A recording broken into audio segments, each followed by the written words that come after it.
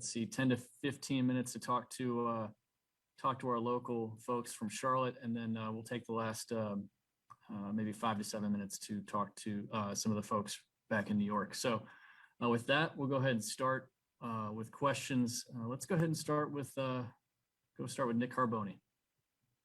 Hey Sam, this is Nick Carboni. I'm with the NBC affiliate here in Charlotte. As you get a little chance to reflect, how would you sum up your 3 years in New York, and what was your reaction when you found out you were being traded to Carolina? Yeah, so obviously getting drafted as high as I did, my expectations were to go in there, play 20 years, and win Super Bowls, and that was the dream going in there, and but obviously it didn't work out, and so. But I'm thankful, and just thankful for the opportunity that that organization gave me for the 3 years that I was with them. But now, coming in as a Carolina Panther, I'm very excited for this opportunity, and just to come in with a fresh start, and just excited to get going. Let's go to Josh Klein. Hey Sam, what lessons did you learn from your first 3 years in the league? And then also, completely separate question, how excited are you to play with Christian McCaffrey and DJ Moore and the rest of the weapons here in Charlotte? Yeah, so I learned a ton, good and bad, in New York. I think there's stuff that you can take away from both aspects. I think just what I learned throughout my 3 years being a pro, you learn so much more as years go on, just with experience, and I'm going to take that with me forever.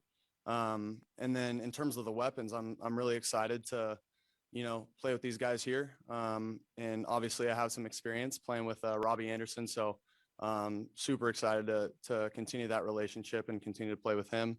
And then obviously there's a lot of other guys as well, so very excited about the opportunity to play here, and just play with guys like Christian, DJ, David Moore, Dan Arnold, just to name a few.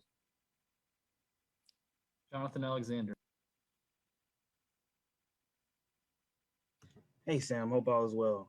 I'm just curious, why do you think that you could be successful in this particular offense and with the new start with the Panthers?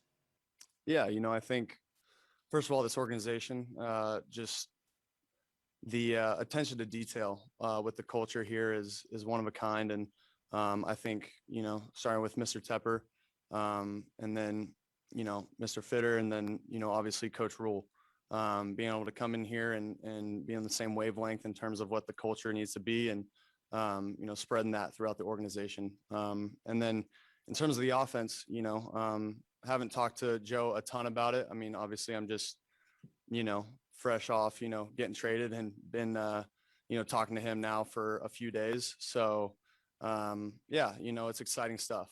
I know what the offense is capable of, and just excited to hit the ground running. David Newton. Hey, Sam, David Newton from ESPN.com. Welcome to the Charlotte area. Thank you. There are more over the course of history, there are more failures and successes for highly drafted quarterbacks on their second stop. What makes you and your situation, you think, different? Yeah, I mean, I'm just coming in with an open mind, and just seeking for a great opportunity to lead this football team, and just move the ball up and down the field and score touchdowns. That's what I'm most excited about, and I think I have a really good opportunity here to do that. Elena Getzenberg. Hey Sam, Elena Getzenberg, Charlotte Observer. Nice to meet you. I was curious, you kind of said what your goals were coming into your time with the Jets. What are your goals now? Have you kind of set new goals for your time with the Panthers? And I was curious, are there specific things that you think you can improve, or that the Panthers communicated with you that they want to work with you on? Yeah, so I think in terms of the goals, I think for me, I think right now it's just about getting in here and meeting everyone, and learning the offense as fast as I can. Obviously there's long-term goals, but it starts with those short-term goals, right? So that's what I'm doing right now, and that's what I'm focused on. And then your second question, I'm sorry. just are there specific things in your game or just Right. off the field even that you're looking to work on or the team's communicated with you they want to work with you on? Right. Yeah. I mean, I'm always looking forward to improving, every single off season and even during the season. So, just looking forward to, just continuing to learn, watch my tape from last year. And then, as I continue to learn this offense and see guys who have run this offense before and watch tape of them and them having success, I think that'll kind of give me a good visualization in terms of, how I want to look on the field. Joe Person. Sam, I'm with The Athletic here in Charlotte. Good to see you, man. You had mentioned that the attention to detail in this organization, and I wondered if you had an example or two of that as this process unfolded. And then, and kind of related question, was there something you heard from Robbie or from Rule or from anybody that really kind of stuck with you in terms of you being a good fit schematically or otherwise? Yeah, I think, for just in terms of walking around the building, you can tell. I mean, the agenda's set. It's all about ball here. I mean, it's, there's different sayings and different things that, Coach Rule and, everyone in the organization wants to think about. And those, whether they're sayings or different things just around the building that remind everyone kind of what the agenda is. And I think that's a really good sign of an organization that is on the same page. And then, yeah, I think, for me, I think just fitting into this offense is something that, Robbie and, I have talked about a little bit, not a whole lot, like I just said, it's fresh still. But, just getting to know the Charlotte area and getting to know the people around here, I think it's going to be a really good fit for me. So yeah, I'm just really looking forward to continuing to meet people and, learning this organization as well. Let's go to Brett Jensen and then Steve Reed. Sam, I'm curious, when you found out that you were being traded or there was even talk about being traded to come here. By the way, I'm Brett Jensen with WBT Radio. Yep, good to meet you. Nice meeting you. We're the local flagship station for this team. But I'm curious, when you found out or heard that you might be getting traded during the off season, was there maybe a sense of relief that, let's just start pickups, go somewhere else instead of having a third coach in 4 years just in New York alone? Was there disappointment or was there actual relief? No, I think for me, it's anytime, you go somewhere and you set, like I said before, you set lofty goals, and those goals aren't met. That's always tough for me. When I heard the news that they wanted to trade me, it was tough. Anytime you're not wanted somewhere, that's always, a tough pill to swallow. But then it was the opposite feeling. You go from being unwanted and then all of a sudden, the people in Carolina, wanted me and obviously traded for me, and you go from being unwanted to wanted. And, I think that was just, when the trade went down, obviously, like I said, things didn't work out the way that I wanted in New York, but I was just so excited for a fresh start and new opportunity. So it was bittersweet. But meeting the people, like I keep saying, I mean, meeting the people around here and getting to know everyone and, what the agenda is around here. It's, I'm just very thrilled and excited to get going. Sam, Steve Reed from the AP. Welcome to Charlotte. Obviously the bottom line is wins and losses. And I think in New York, you were 13-25 as a starter. Tell the people here why you think that you can win here. And secondly, do you feel like you were given a fair shake in New York? Yeah, I think, I've proven to be able to, obviously there's more losses than wins, but I've been proven to, win football games here. Yeah, I think all things considered in New York, I think, just timing wise, things didn't really work out towards the end. But, like I keep saying, I'm just excited to be here. Let's go to Will Kunkel and then Mike Solarte. Hey, Sam. Will Kunkel here with Fox 46. Good to meet you, buddy. Good to meet you as well. does it feel like a new career to you? I mean, you're 23 years old. You have now some experience underneath your belt. Does it feel like you literally just were kind of given a brand new career and you can kind of take a deep breath and start over? I mean, when I got traded, I don't know if it felt like that because, there's the word traded attached to it. But when I came here and I came here, I got my physical done. I was up early meeting the doctors and, meeting everyone in the building after that. It was kind of a feeling of getting drafted all over again, I guess. But again, I'm here to work, ready to hit the ground running. And we've gotten to know Robbie a little bit. He has a way with words. What was the first thing he said to you when he found out? Yeah, he was pumped. I mean, pumped for me. He knows, what kind of person I am, and he knows the town now of what Charlotte is and, the Carolinas in general. He said, you're going to love it. It's all ball all the time.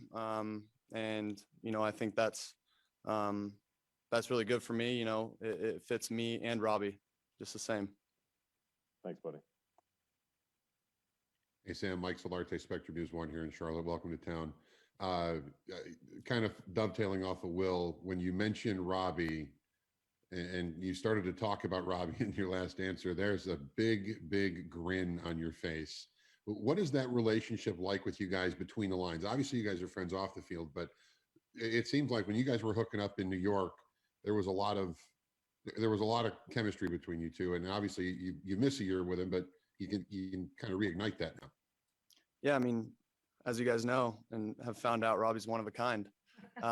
He's an amazing guy and someone I love spending time with, and on the field, he's going to tell you how it is. If he sees a play or a route a certain way, he's going to let you know. And he's not afraid to hear some criticism back. So, Robbie's a great teammate, and I'm glad I'm back with him.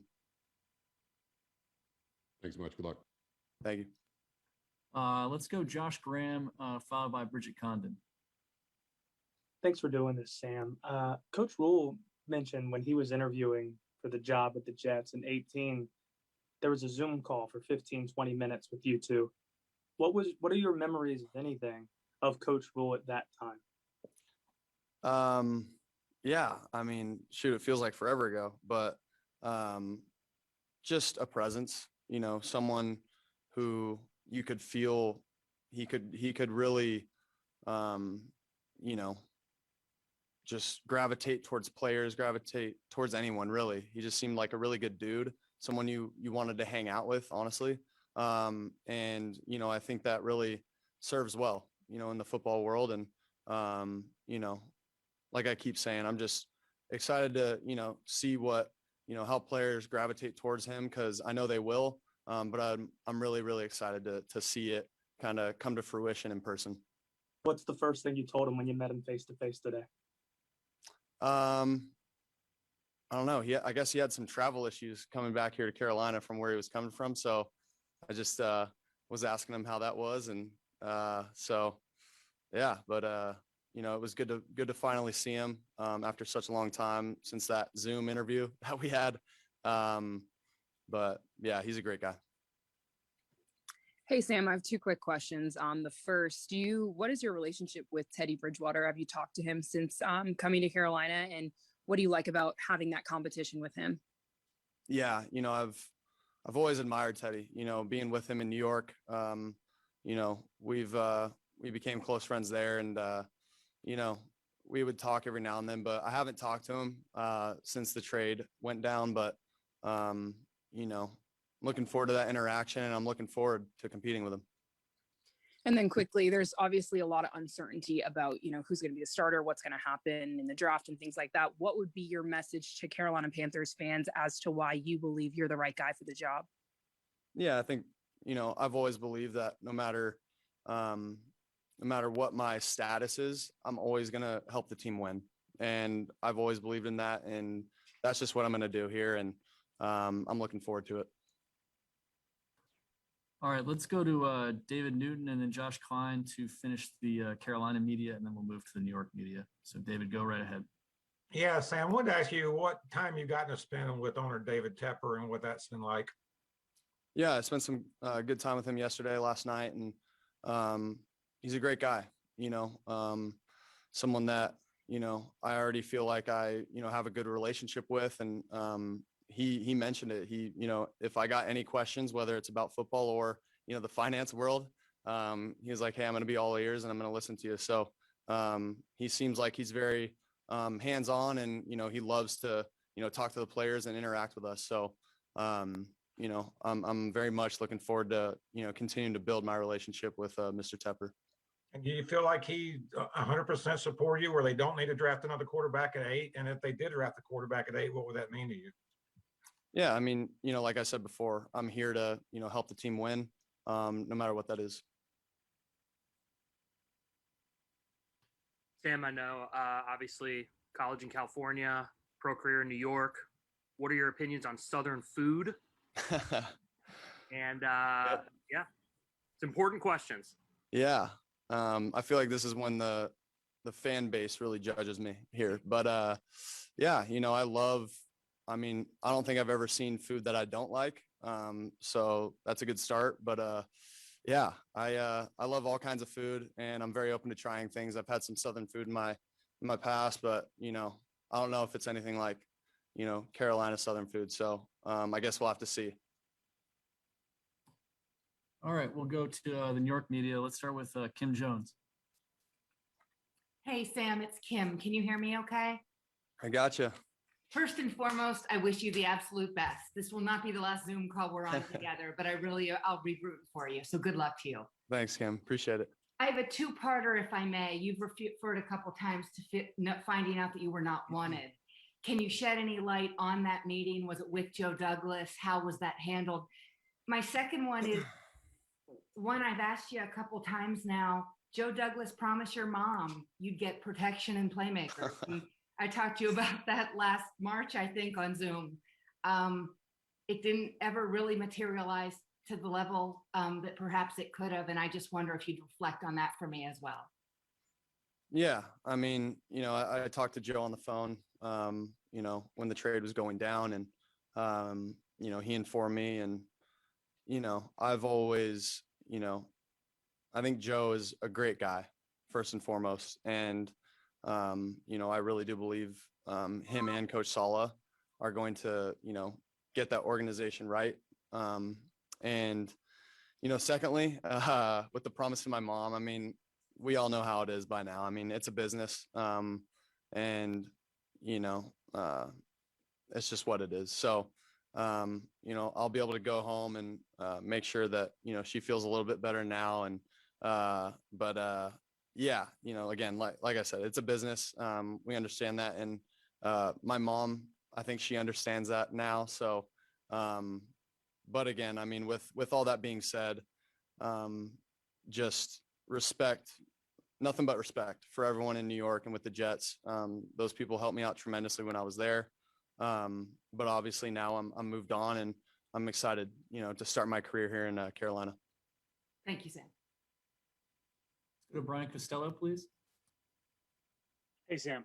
I had two questions. The first one, just, a lot of people have speculated with you that a change of scenery will do you good. And it sounds like you've reached that point now after the trade. I'm just wondering, during the few months before the trade, I'm sure some people in your life might have said that to you. Did you ever get to the point where you thought maybe you'd be better off somewhere else other than New York over the last few months? You know what, before the trade happened, I always thought that, I could make it work in New York.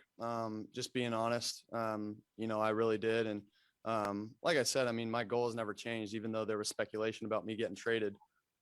I always, believe that I can make it work and that we were going to get pieces and just be able to, win some games in New York and go to the playoffs and eventually win a Super Bowl. And, but obviously now that mindset has changed. But, right now, again, like I'm just looking forward to continuing to meet people and understand, my role here and get to know everyone and just understand what this whole organization is about. And so far, I'm, I think this organization is in a great position to win some games here in the near future. And just my second question, you referenced timing before. You said the timing kind of didn't work out in the end with the Jets. I'm just wondering what you're referring to there with the timing. Yeah, I think just in terms of, what Joe had planned out and, with the new coach, Coach Sala over there, just the timing in terms of just how everything works with contracts, with the draft. I mean, there's a couple things that go into it, but just I think that's the timing that we're referring to. Thanks, Sam. Good luck. Yep. Thanks, Brian. Okay, we'll go ahead and finish up with Rich Samini, followed by Connor Hughes. Hey, Sam. How you doing? Rich, good to see Question, you. a quick follow. Do you think the Jets gave up on you too soon? I think for me personally, I don't, like I said, I believed I could make it work in New York. And, now that the trade has happened, obviously that, frame of thinking or, just that way of thinking, doesn't do me any good anymore. I'm ready to start here in Carolina and hit the ground running. And my follow was for essentially 3 months, you were in limbo. There was a lot of uncertainty about whether you'd be back or not. How did you feel not knowing and not hearing from the organization about where if you'd be back? Yeah, that was tough. I'm not gonna lie. That was a tough part for me. Just because I feel like I'm a planner. I like to have things planned out and what the next step was going to be, and just the uncertainty there was, for lack of a better term, driving me insane. But now that I knew, when I found out, it was just such a relief to just find out the news and understand where my next stop is going to be. Thanks. Good luck. Thanks, Rich. Let's go ahead and finish with Connor. Hey, what's up, Sam? I guess kind of a little bit of a two-part question, but obviously with the Jets trading you, it all signs point towards them starting this over with another rookie quarterback. You were a rookie quarterback with the Jets. You spent your last 3 years with the Jets. So what advice would you give that player going to this team? And what kind of a team do you believe that next quarterback is coming into with the Jets? Have fun and don't pay attention to the media. No, I'm joking, guys. I would just say, the first part's definitely true. Just have fun with it. It's at the end of the day, it's football. There is the business aspect, which, I found out, a couple of weeks ago, or a week and I don't even know. I'm losing track of time, but just, have fun with it. It's football at the end of the day. And you have great coaches over there to be able to lean on, and great people in the organization, great people in Jersey and in New York. Jets fans are one of a kind, and but I'll be forever grateful for those fans because they taught me so much about myself, and I'm just very thankful for the people around the organization and the people around Florham Park, Morristown area, and obviously New York City. Great. Thank you, everybody, for joining. Sam, thanks for taking the time. We'll see you guys later. Take care. Thank you. Thanks, guys.